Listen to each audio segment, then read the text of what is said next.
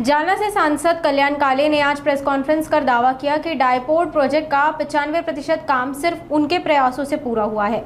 उन्होंने कहा है कि इससे पहले सिर्फ चुनावी दिखावे के लिए उद्घाटन हुआ था, असल काम शून्य था। सांसद काले ने बताया है कि अब डायपोर्ट महज 2 महीने में शुरू होने वाला है, जिससे जालना को आर्थिक रूप से बड़ा फायदा मिलेगा।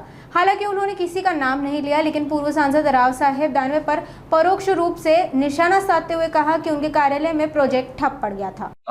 सगळ्यात महत्त्वाचा विषय 8 ऑगस्ट 2014 या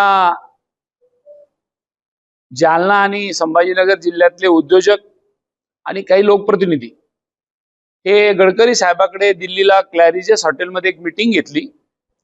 आम्हाला IIM द्या, आम्हाला IIT द्या आणि आमच्या भागाचा विकास करा असं जेव्हा आदरणीय नितीन गडकरी साहेबांच्याकडे सांगण्यात आलं, तेव्हा गडकरी साहेब म्हणले आता ते मिळेल तेव्हा मिळेल, पण मी तुम्हाला माझ्याकडून एक ड्रायपोर्ट देतो। आता ड्रायपोर्ट देतो म्हणल्यानंतर आपल्या इथल्या मंडळीला तर पहिल्यांदा लवकर कळत नाही ड्रायपोर्ट काय आहे, परंतु ते ड्रायपोर्टची मान्यता तेव्हा मिळाली 2014 आणि आजपर्यंत अजूनही ड्रायपोर्ट चालू झालं नाही। काल 2024 ची 1 वर्षापूर्वी निवडणूक झाली आणि त्या निवडणुकीमध्ये आपल्या देशाचे पंतप्रधान आदरणीय मोदीजी यांनी याचं ड्रायपोर्ट उद्घाटन करून सुद्धा मोकळे झाले।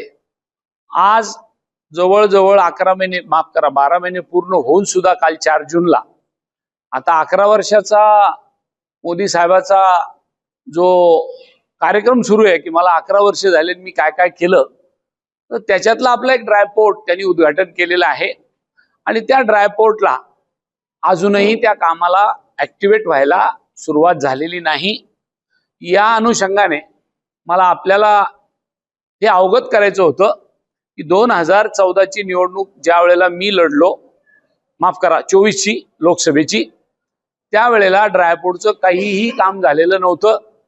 शून्य काम असताना मोदी साहेबाला सांगण्यात आलं सगळं काम झालेलं आहे, बटन दाबा उद्घाटन करा। आणि मी जर खोटं सांगत असेल तर आज 12 महिन्यानंतर सुद्धा अजूनही ड्रायपोर्ट ऍक्टिव्हेट झालेलं नाही। जे काय काम झालं ते सगळं या 12 महिन्यात झालं। अगदी कंपाऊंड वॉल घ्या, रस्ता घ्या, गोडाऊन घ्या, ऍडमिनिस्ट्रेटिव्ह बिल्डिंग घ्या, कस्टमरचा क्लिअरन्स घ्या, सगळ्या प्रकारचे लायसन्सेस घ्या।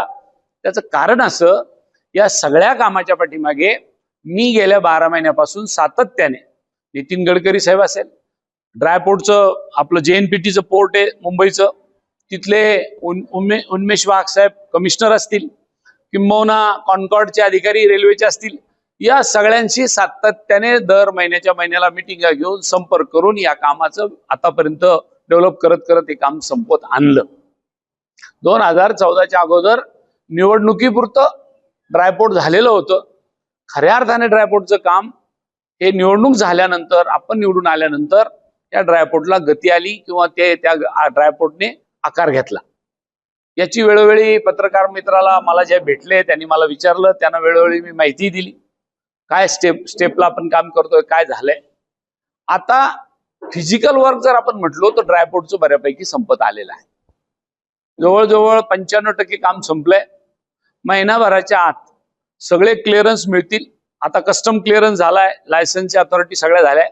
एकदा रेल्वे आतमध्ये न्यायची आणि तिची ट्रायल घ्यायची की रेल्वे आत गेली, बाहेर आली, माल आणला, माल नेला, याचं एकदा ट्रायल झालं की साधारणपणे महिनाभरामध्ये, सध्या अधिकाऱ्याच्या म्हणण्याप्रमाणे महिनाभरात, 1.5 महिन्याच्या आत, 2 महिन्याच्या आत होत नाही, मात्र हे 100% सुरू होणार याची आम्हाला खात्री आल्यामुळे मी पत्रकार मित्राला सांगितलं सगळ्या आपण या, आपण व्हिजिटही करू आणि आपल्याला ते सगळं पाहायलाही मिळेल आणि मलाही आपल्या समोर हितगुज करता येईल।